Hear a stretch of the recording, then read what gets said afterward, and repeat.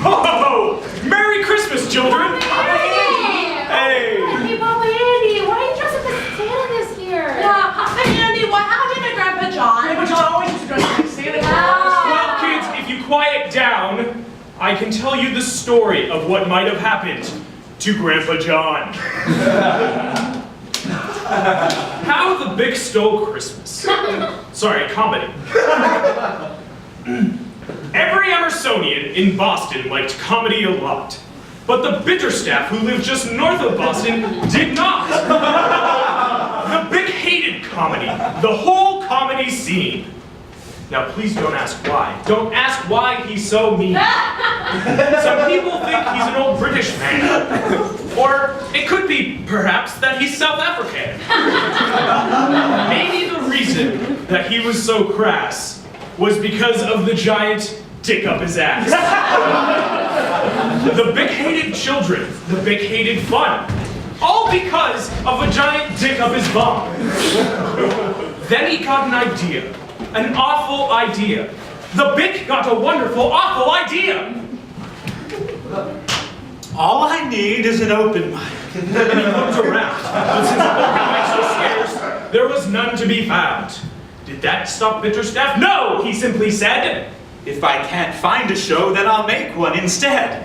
Then he wrote some bad jokes and joined a troupe and wrote about swearing and butt sex and poop.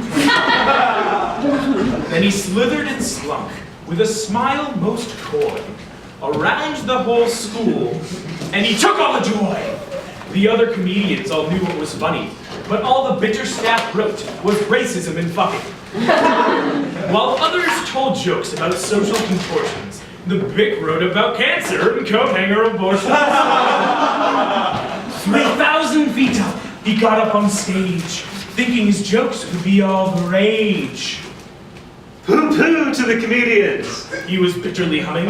They're just realizing now that no comedy is coming. They're just coming in, and I know what they'll do. Their mouths will hang open a minute or two, then all the comedians down in Emerson will cry out, boo-hoo.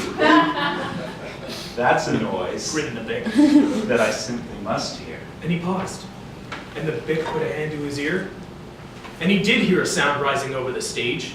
It started low, and it started to grow strange. This sound wasn't sad. Why, this sound was merry.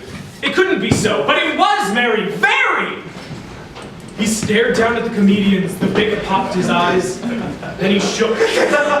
What he saw was a shocking surprise.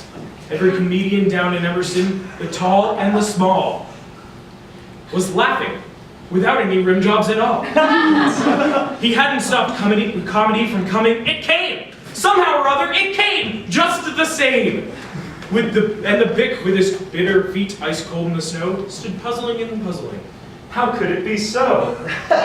It came without blackface. It came without cum. It came without murder or butt sex or cum. And what happened then? Well, in Emerson they say, the Bitterstaff moved to LA. And when he arrived, he brightened right up, because nobody in Los Angeles had a heart either.